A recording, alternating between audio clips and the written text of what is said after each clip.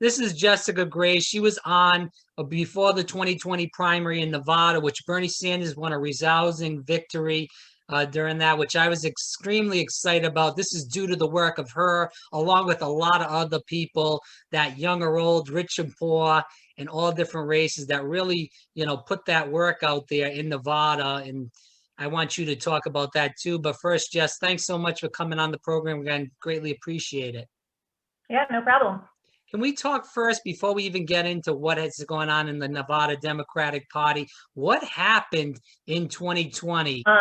Yeah, I mean, on the ground before the caucuses, which were February 22nd, I believe, last year, there was a lot of energy. I mean, we had sent canvassers out on horseback to the rural counties and ranches in the Nevada desert.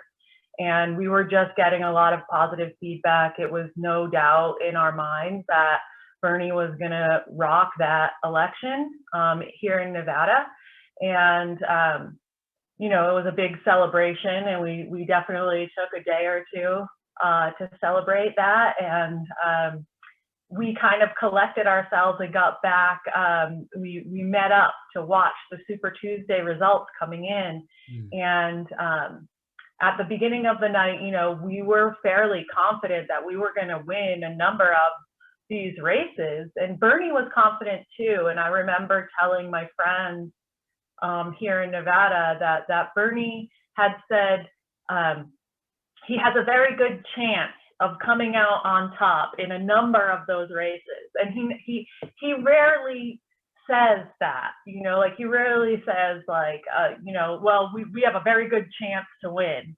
And so the results, when they came back that night, I think they were like neutral, we won some races and we were really close.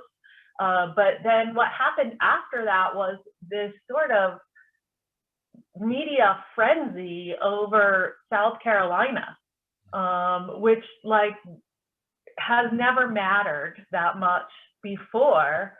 And so I don't know if you remember, but it was like a 3-day news cycle about Joe Biden winning South Carolina ahead of Super Tuesday. And us in the Bernie sphere, we were used to this kind of biased reporting and this overwhelming favoritism towards Joe Biden, who had a, frankly, lackluster campaign.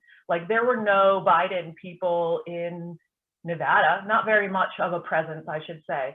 And in my precinct, which was one of the largest precincts in Reno, Joe Biden didn't even qualify. He didn't even get a delegate. And so in the caucuses, everybody votes, and then there's a second round of realignment. I don't know if we remember that. I don't know if we want to rehash all of that. But anyway, Joe Biden had a really poor showing in Nevada. And so I think all of us here thought that the national media coverage of his win in South Carolina was just another sort of evidence of favoritism and bias on behalf of the mainstream media. But then on Super Tuesday, when that media was actually having this result where people were voting for Biden because all of a sudden he was the safe choice, I think that was maybe about 12 days of increasing revelation of what was happening. That the establishment figures, the national media figures, they were all coalescing around Biden, and it didn't matter what Biden said, what he did, his record, any of his policy points, and that's what the left was actually. Those were all the things that the left was using as fuel to why you should not vote for Biden and vote for Bernie instead. But all of a sudden, none of that mattered. None of the policy mattered. Nothing mattered. We all know how it turned out. Yeah. Jess, as being involved in the party now, can you tell the viewers that don't really know, what hasn't really been huge news, obviously, because they're probably embarrassed. Harry Reid and the gang in Nevada hasn't been huge news on like CNN and MSNBC or ABC and all these other stations because they don't want people to know about it. Because my thing is, if people know about it, they might start doing it in Rhode Island or New York or some other I place. hope so. Yeah. And then if they start doing that, then it could be trouble for the Democratic Party and all the establishment hacks. So can you tell the viewers what's going on in Nevada? How did all this happen? And how did you guys break up such a huge person in politics, such as Harry Reid and his gang? This is, a person that's had a grip on Nevada politics for an extremely long period of time. Yeah. So last Saturday, the Nevada Democratic Party met and voted for a new executive board. And there were different factions of the party running their candidates, and the Left Caucus and the Vegas DSA had a slate of candidates, and we swept the election.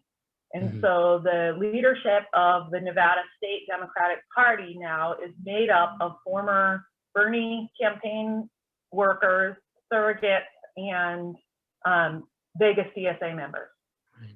And so this has been a project that we've been working on since the 2016 run, Bernie's 2016 run. Basically what happened after that convention was, and in general, across the nation, we had a bunch of establishment centrist Democrats telling the progressives, well, you just need to get involved in the party and you need to organize and you need to just like show up, and then eventually you'll get your policy passed, but you need to, instead of showing up and like yelling, you have to actually organize and get your people to make the votes in the way that you want them to.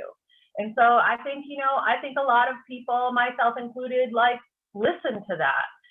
Even though we have our differences with the Democrats, like most of us grew up listening to them and like seeing them as at least an informed authority about how to run candidates and win elections.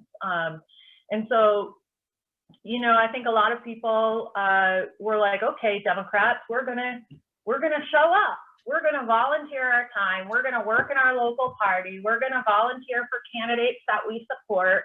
And we're gonna tweet for them, and we're gonna post for them, and we're gonna go out and canvass for them. And that's exactly what Judith Whitmer, the new chair of the Nevada Democratic Party, did. She worked for Bernie, and she was involved in local politics, but she was one of a small group of people, a small group of progressives, fully embedded in the Harry Reid machine. And so basically whatever the national party wanted to do, that's the way that the Harry Reid people were going to vote. And so there were a lot of votes that were lost badly. Like there were a few of us that were still hanging around in the party after 2016. So what Judith did was she formed the Left Caucus within the Nevada Democratic Party.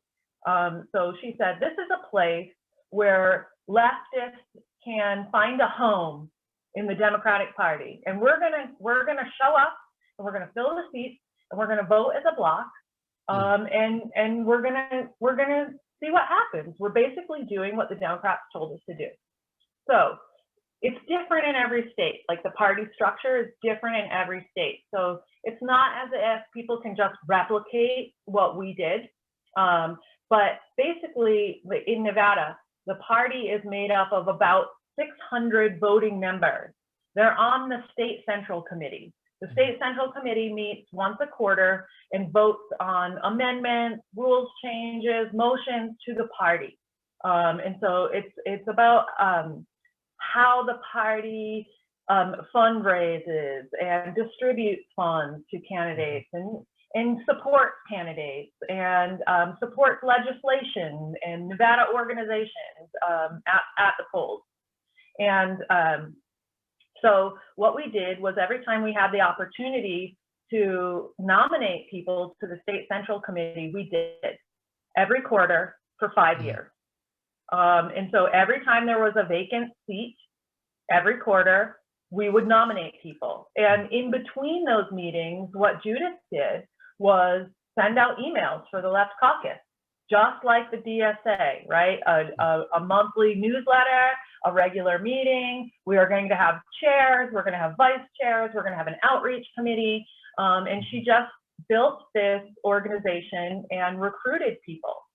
And so that went on kind of in the background for the last few years.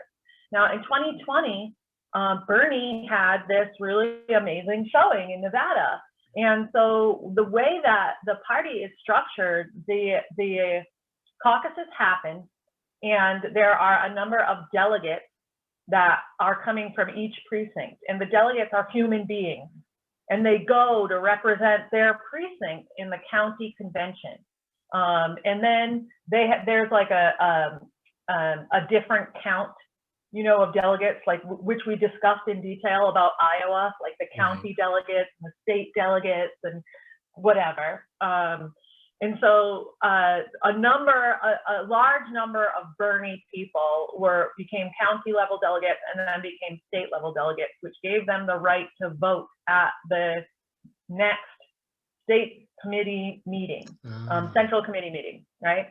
And so what Judith did was email all of these delegates. She was on the executive board of the state party by this time, and she was able to communicate with all of these delegates. And she said, hey, did you work for Bernie Sanders, and do you want to change the way the Democratic Party works in Nevada?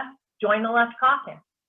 And so last year we were able to increase our membership by a great deal.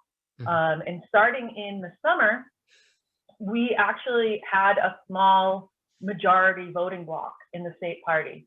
And so in the summer, we had a state central committee meeting, and we voted for 9 out of 10 of the executive board placements. Now the top of the slate didn't vote until last week. Right. And so so that's the way we did it. We basically showed up, kept in touch with each other, followed up with one another, nominated people for every seat as they became available, and eventually we did have a voting bloc. And so last Saturday we had the vote, and we had the majority voting bloc by about 10%. And so like the total vote is under 600. You know, it's not that many people. It's not that big. Like in California, it's thousands of people in the party. And so it's a different organizing scenario. I think you said that Catherine Cortez Masto, obviously she's up for re-election in 2022. It was she won in 16 when Hillary was running. It was a very close race. We saw what happened in 2020 with Joe Biden winning by, I believe it was, and you can correct me if I'm wrong, it was like 8,000 to 10,000 votes. He didn't win Nevada by much. And obviously there's a governor's race again in Nevada in 2022. So what are these people saying with now a Berniecrats running the whole Democratic establishment right now as far as the party goes? Well, I mean, I think what I'd like to do is like just take a step back from that and, sure. You know, really, the top of the ticket in Nevada, the Sisolak and Cortez Masto, they should be really excited because we are going to put the power that drove Bernie's campaign to this epic win behind their reelection. Judith has said that she does not want to concede one single seat. It is our intention to run more Democrats in Nevada and have more Democrats win than ever before. And we have this organizing engine that has proven successful in place after place here in Nevada, like above and beyond. And Catherine Cortez Masto, Sisolak, you know, all our representatives, they all have that as like in their arsenal to get reelected. And so, you know, like I think that there might be I think that there might be some fear of the unknown, of things changing, on behalf of like all of the establishment. You know, what's going to happen when they actually have control, when they have power? Are they going to be as radical as the New York Times is telling me they are for the last 5 years? And like, the answer is no. The answer is, it turns out that we are very experienced. We've worked in the party. We've run campaigns before. We've had candidates win before. We're not a fringe group that believes in complete radicalization. Well, just to like a stop you media there, Jess. narrative. First of all, Bernie's agenda is not radical. These things, and we've said this many times, as far as the minimum wage, a Green New Deal, Medicare for all, these are things that mostly every country in the world gives to their people, as you know, just as far as they live there. So these things are not radical, but you know, you guys are running the party again. And my thing is, and I know everything you said is, you know, great and correct, but my thing is, what I'm worried about is, what are you guys going to get from Cortez Masto and Sislyak when a lot of their policies are not the most progressive? And if you're helping them win and driving turnout and getting all these young people out to vote, and they're just going to vote against these progressive policies, what is the point of even having people like that in office? Well, I think a bigger problem, and part of the reason why we have this, you know, growing group of American voters that are unhappy with both parties, right, is I think that the state parties are not making their candidates adhere to the platform. And so there's all of these organizing groups that, you know, and issue advocacy groups that do the work, and they get the public support for these things, and then there's a big conversation that happens, and they can go into the platform. But when you have a Democratic Party that is run by people who are vote blue no matter who, then the policy doesn't matter, the platform doesn't matter, and the candidate can choose to vote for or against whatever they wish at the behest of not the voter. And so that's kind of like the bigger problem, and the reason why you have so many people that are trying to organize within the party. And you also have people that are trying to organize a third party. And you know, there's so many millions of people that are unhappy with these results. And so our position is that we understand the political climate in Nevada, and we are appreciative and grateful to all of the work that the Harry Reid machine produced here. They produced real changes in Nevada. Nevada used to be a very red state, and it is now like blue at the top of the ticket, which is great. Our only difference is that we want to keep going. We want to continue that move left. And the people in the Harry Reid machine are pleased with the place that we're at now, and also fearful that whatever we do to change where we're at now will produce failure. And I think that, you know, there's a fear in a lot of the establishment that I hear in the news articles, or when like elected officials are talking about their fears about the left or progressivism, you know, and I think that in a sort of like very generalized way, you know, I think that the American people are on the move. You know, like our cultural moment and what we believe about reality and the way government should be run is not being communicated and lived out by the people that are actually making the decisions for our government. And so there's a lot of dissatisfaction, but we're not under the delusion that we're gonna change society in a year. But what we will do is make very public, like, and communicate what our plans and our agenda is. And I would love to see candidates, you know, win the support of the party through an adherence to the party platform. I mean, right. just Well, that would be really major, because there are so many really good state party platform issues, and you know, things like healthcare is a human right, and you know, $15 minimum wage. Those are in the platform, but you wouldn't know because Democrats still vote against it. But I will say that both of our senators here in Nevada voted for the $15 minimum wage, and maybe they might not have if there wasn't such like a leftist groundswell here. yeah. Can you talk about just what you're doing with Status Coup? Sure. So Status Coup focuses on in the field reporting, and they're an independent media outlet, a leftist media outlet, and Jordan came from the Young Turks and started Status Coup with Gen Zs, and you know, they have like a pretty good following. They captured the footage inside the Capitol during the January 6th insurrection, and that footage was used on the floor of Congress for the impeachment trial. And you know, like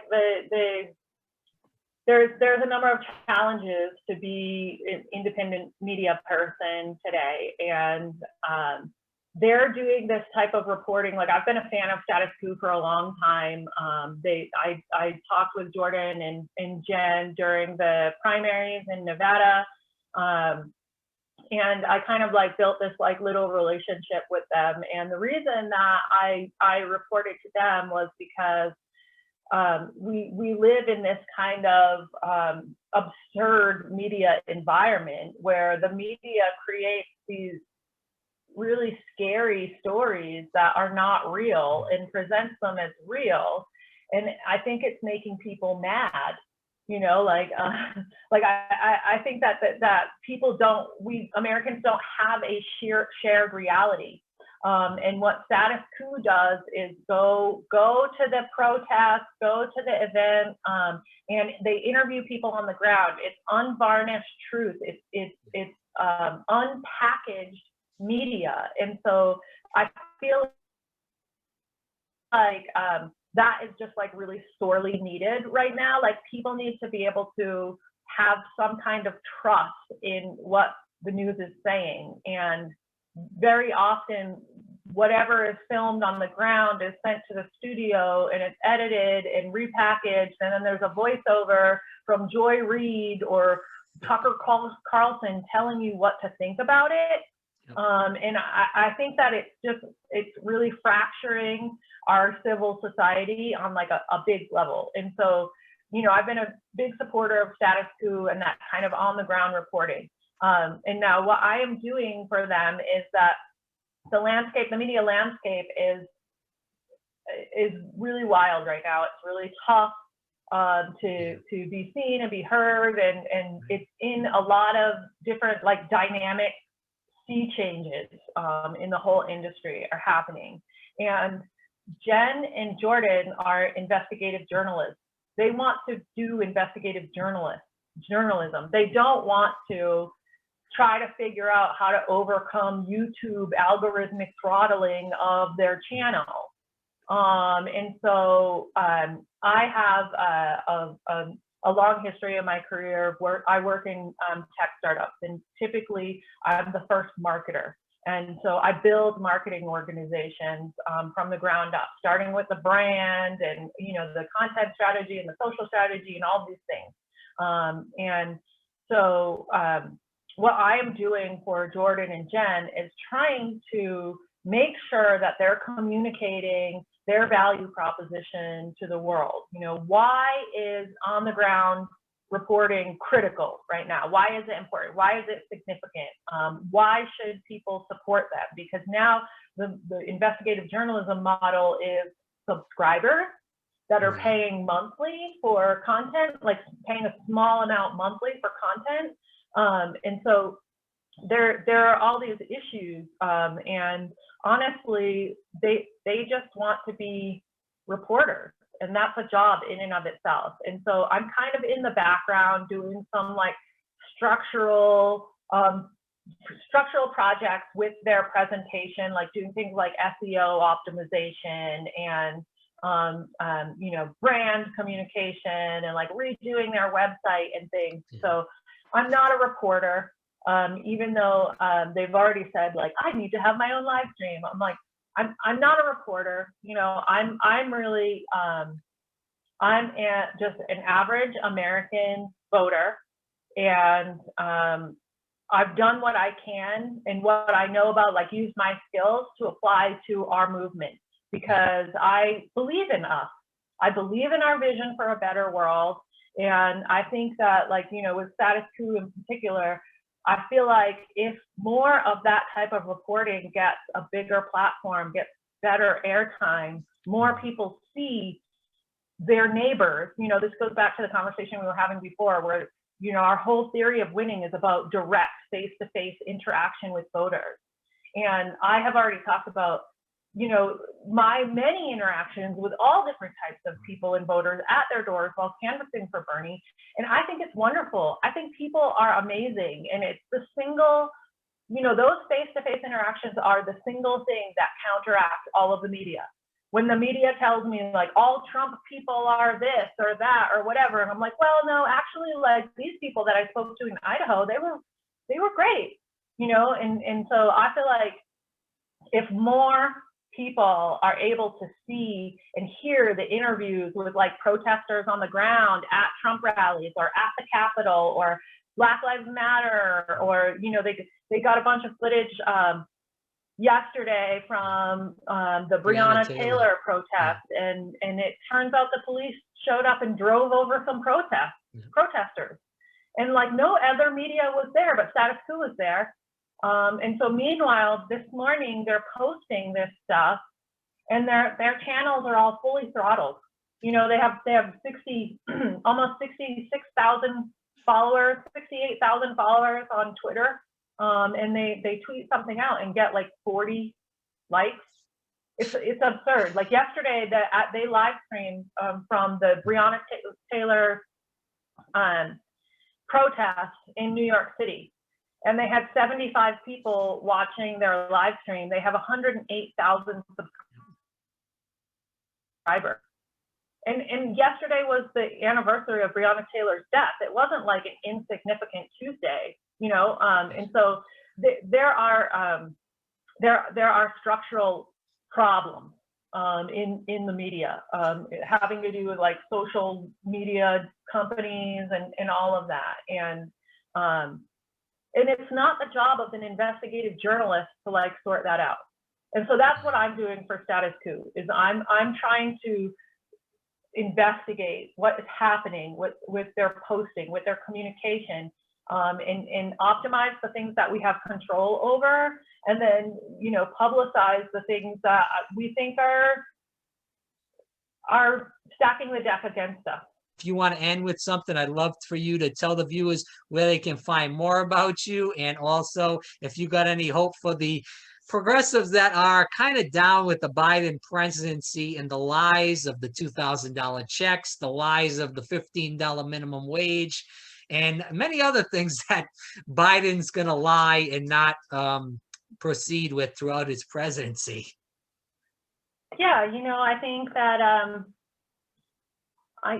I think that the number one thing that I want people to learn from me doing these interviews and whatever I'm saying on the public stage is that, like, I believe in our movement, and I think that we're going to win. And, you know, like that kind of motivates me forward, and I try to stay focused on the stage that I can control. And right now that's like Nevada politics. Like that's something that I can understand and I can have impact on. And, you know, like doing what we did in Nevada is possible everywhere. It's not replicable because every state is different. But, you know, Judith, who's the current chair of the Nevada Democratic Party. She was, campaigned for Bernie in 2016, and she was upset with the way that the party was working, and she created a left caucus, and she organized and brought people into the party. And, anybody can do that. If you have perseverance and dedication, and you just, follow up and create a Slack and send out emails and have regular meetings and nominate people. And I mean, that's the work of organizing. The work of organizing is tedious and it's small, and but like, it does work. You can gain power, vote as a majority voting bloc, vote as one, and you can help make change where you live. And that's kind of like the number one thing that I think is important to relay, that it's not hopeless. These people will retire or die sometime. And you're right, like you made the point that, if they retire or they die or whatever, there has to be people that are ready to step into that role.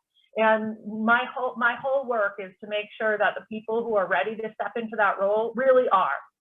They're really ready to step into the role, and they hold the views they hold leftist views, and so thank you for having me on here. And I am online at Issacah Lynn everywhere, ISICALYNN.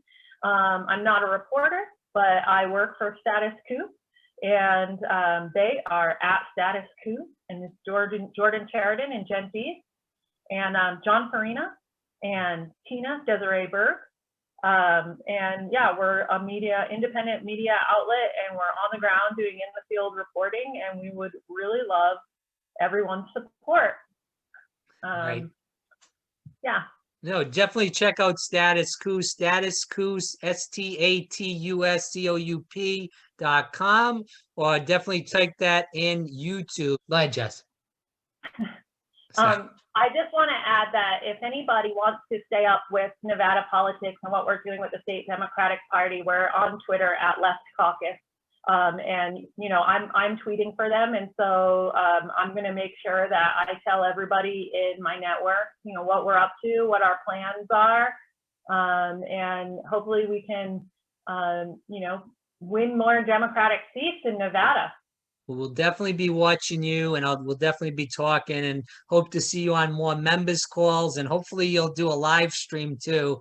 I think that would be very beneficial for the program in general. So Jessica Grace, definitely check her out.